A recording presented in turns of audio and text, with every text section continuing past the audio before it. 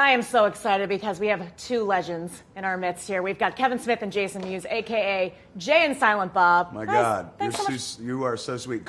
Starting with legends, you can say anything to us after that. Yes, all Be right. as insulting as you need be. Okay, will do.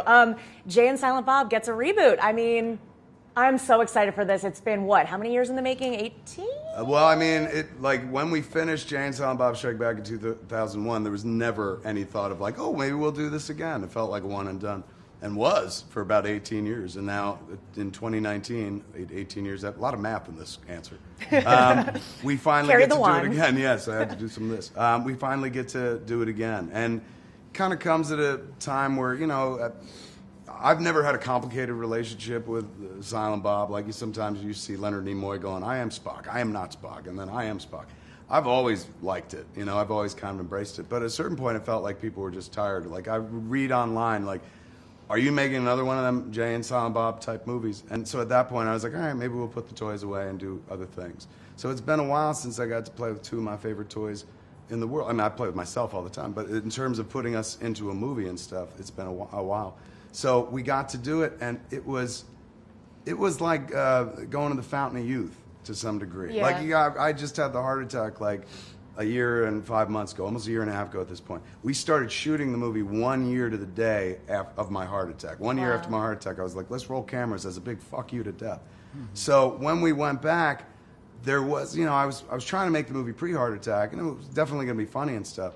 But post-heart attack, the movie became a feels machine. Suddenly, like, all my priorities were shifted and stuff. And I'm like, if I'm going to go back in, if we're going to put on the costumes and do something like that, it has to mean a little more. We got to do something with these characters a little different. And the original joke of the movie was Jay and Silent Bob find out that Hollywood's making a reboot of that old movie that was based on them, and they go to stop it again. So it's basically the same movie as Jay and Silent Bob Strike Back.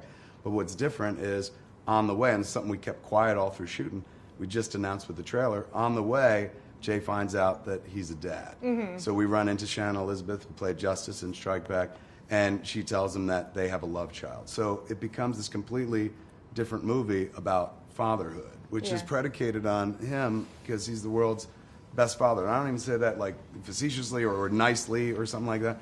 I had a father. I was a father. I've seen many fathers in action. Jay got a 4-year-old daughter, Logan. She's in the movie too. He's absolutely amazing as a dad. And after watching him for 2 years, it just sank in where I'm like, there's the movie. Like, it's about being a parent. And what else are we going to talk about? Like, I'm 48.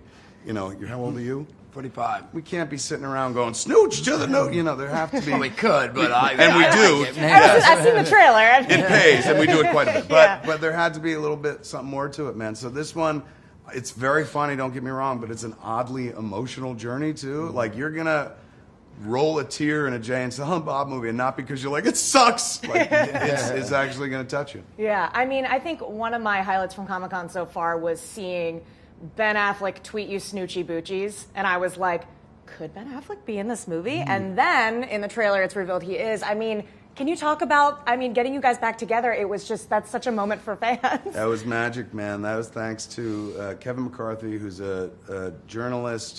He's on the news in Washington. Yeah. Nice kid. I'm sure Great guy, yeah. So, he loves movies, and he loves our movies. And every time he interviews somebody who's been in one of our movies, because he does junkets all the time, he'll bring up something from our movies. Like, he's interviewed Matt a number of times, and he's always like, when are they making Good Will Hunting 3, which was a joke we made in Strike Back. Mm-hmm. So he was interviewing Ben. We were in production on Reboot already, about 2 weeks in. And he was interviewing Ben for Netflix, did a show called Triple Frontier, a movie or something like that. Right. So Ben was doing his junket interview, and Kevin, before he even begins his questions about the show, just hits him with a general like, hey man, Reboot's happening. Did they call you yet?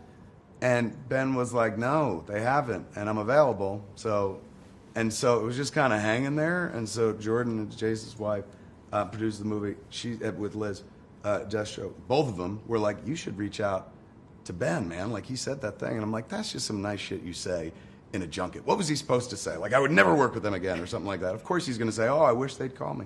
And they're like, no, I felt sincere. I was like, no, I don't know that. It's not saying it's insincere, but I didn't hear that as like call to action or anything. And then like a week went by, and it just sat there. Once again, post-heart attack, things are different, where even dopey crap like pride kind of goes away. Like, so like a year ago or a year and a half ago, I would have let it sit.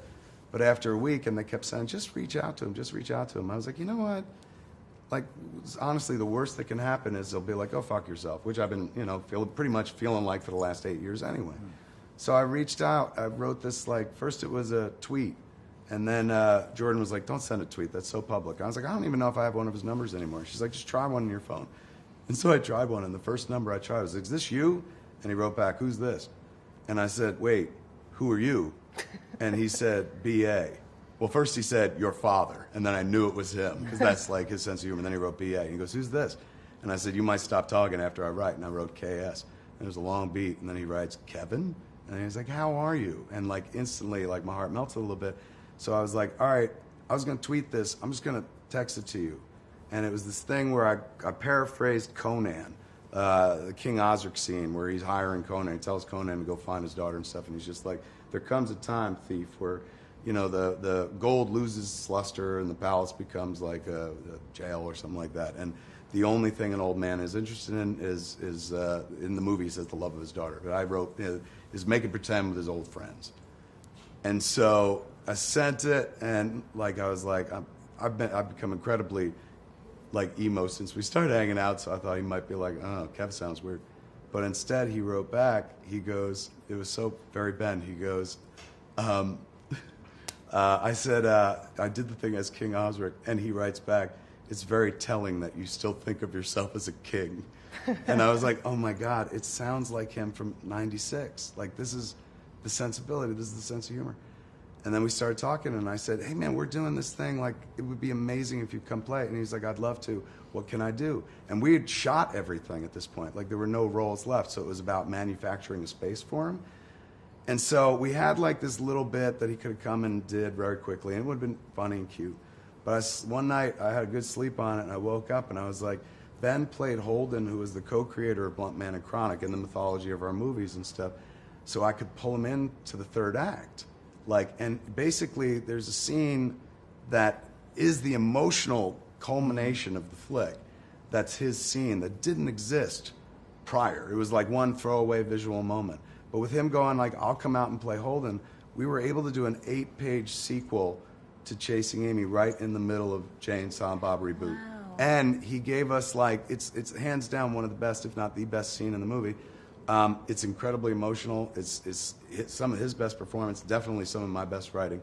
And it's in a Jay and Silent Bob movie. Right. Like that to me is the trick. That to me is like, after 25 years in this business, I've gotten to a place where I can take the least likely vehicle and put stuff in it to deliver to your heart that you might be surprised by. Like, you expect me to go for your funny bone because it's supposed to be a comedy. Mm-hmm. But at the same time, I'm going to go for your heart as well. That's all I care about at this point. I want you to feel something. I want you to walk out of there feeling like that, not just like, oh, that was worth my money, but like, I'm glad. I'm happy about life. I'm glad those cats are still friends. It's the same way that like when I watched Cobra Kai on YouTube, I was elated, man, as if family, as if these people were family and stuff like that. I was happy to see these characters back in a place where I can enjoy their continuing adventures. So I look forward to doing that for everybody else, man. This is kind of like, this is like of all the movies we made, the Mewes Universe movies, this is like our Avengers Endgame of that, but we just had way less money. But we did have Thor, so that kind of worked. Affleck was a bomb in Phantoms, like, I'm so glad he's back. Me too. Not just glad,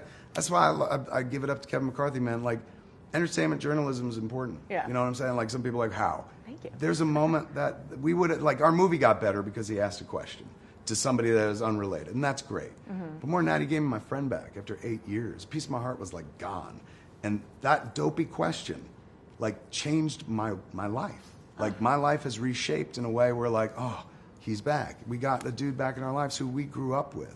Right. His DNA is in ours, and I don't mean that in a filthy way. But, like, he's been around with us forever.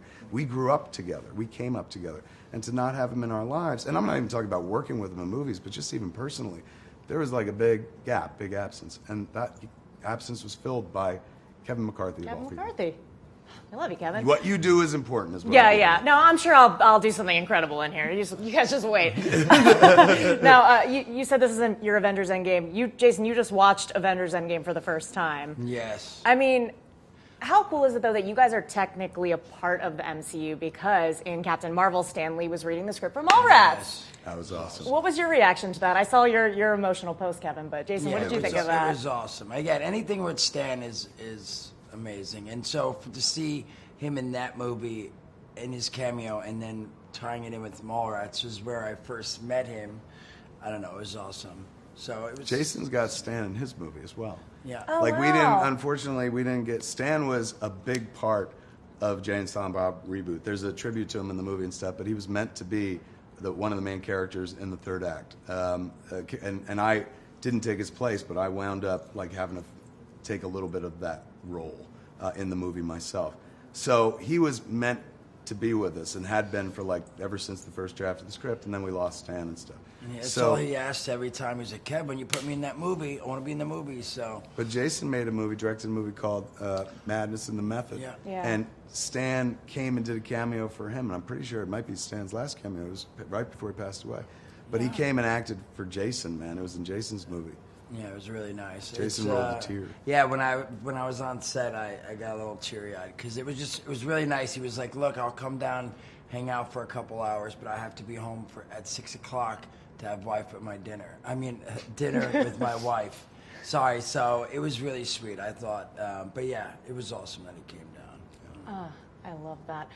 Now, I've been working, because you guys are kind of the connective tissue to a lot of franchises, right? Like, you were in Degrassi, right? Yeah. So, does this mean that Degrassi is technically a part of the MCU? Yes. That's what I thought. I honestly feel that little Mallrats shout out in Captain Marvel, like, not only firmly ensconced me in the Marvel Cinematic Universe because my name was on the script, but that means anybody, if you're a Kevin Smith fan and you've seen these movies, you're also in the Marvel Aubrey Cinematic Graham, Universe. MCU. Yeah, I get to bring everyone in with me. I felt pretty good about that. I was like Doctor Strange making circles and bringing everybody into the, the Marvel moment. Universe. Now, you're also doing a live reading of Clerks 3. Can you talk about, why you've decided to do that and why Clerks 3 has not, or maybe will not get made? There's a theater, dinner theater or dessert theater in Atlantic Highlands, New Jersey, back where we come from. Our hometown's Highlands. Atlantic is right next to us. When we did the auditions for Clerks back in 1993, I asked Joe Bagnol, who owns that theater, I was like, hey man, I'm trying to make this film. Can I hold auditions here? Because they had actors at the Playhouse and whatnot. Brian O'Halloran, Marilyn Gigliotti, two of our cast members from Clerks, were First Avenue Playhouse players. They'd been in many shows there. So it was a big part of our mythology. Without it, we don't get to Clerks. And then a couple months ago, the word came back to us that they've fallen on financially hard times. So I said, well, let's do a fundraiser for them. And the first thing I thought of was like, oh my God, we can read Clerks 3. Because that script for Clerks 3, like, it'll never happen now at this point. After Jay and Silent Bob Reboot, there's no point. And also the Clerks 3 script, I loved it. It was one of my favorite things I've ever written. But it's sad. It ends very sad. And post-heart attack, I'm not interested in that anymore. I'm just interested in joy. So if there was to be a Clerks 3, it wouldn't be that old script we're about to read. So it's going to be nice to actually read it out loud and be like, here's what might have been. Right. And I'm not closing the door on Clerks 3. I just think it'll be something completely different. If I go back to it, it's going to be with fervency and joy. Not like it was going to be a chore to go back to in the other one. But the other, Clerks 3, the one we're going to read, is like it's almost like the Macbeth or King Lear of Clerks movies. It's about old age. If Clerks is about what it's like to be in your 20s and Clerks 2 is about what it's like to be in your 30s, Clerks 3 was about what it's like facing the end, like less time ahead of you than in front. And nobody, when they think of Clerks, is going like, I want to see like, a kind of meditation on my own demise. Of course not. So if I go towards Clerks 3 again, it would be a completely different storyline. But I'm looking forward to reading it for all these cats. And nice to be able to go back home and still help out. We're still a big part of where we came from. The comic book store is still in Red Bank, New Jersey and stuff. Right. We still got relatives back there.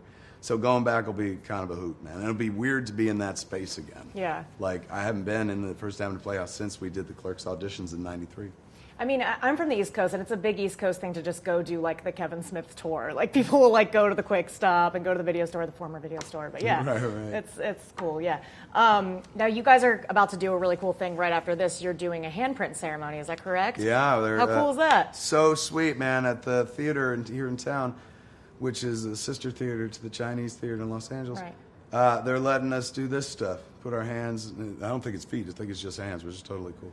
in the cement for posterity, which is nice because San Diego is a big town for us, man. Like, we've come here every year practically since '95. It starts our geek calendar year by coming here, and they've always welcomed us, even where there were other places or when we've made movies have gone out into the world and people have been like, this sucks. Here, we've always been welcomed and embraced. Yeah. So it's always sweet to come back here, and it's going to be amazing to be here permanently. You know, Right. like a bit of graffiti without getting in trouble for it. Exactly. So Jay and Silent Bob Reboot, when can we see it? It comes out in October. There's like 2 Fathom screenings, and then me and him taking on the road in the Reboot Roadshow tour. And then as it opens, like we'll say we go to like Chicago, we do our show on like a Wednesday or Thursday. Then it opens in Chicago on Friday at theaters and stuff. So it's like a platform release where we precede the movie to every market. Oh, that's awesome. As opposed to doing it just like big and wide. Yeah, that's awesome. Well, I look forward to talking more about it as it gets closer. Thank you guys so much. Thanks for having me. Yeah, thank you.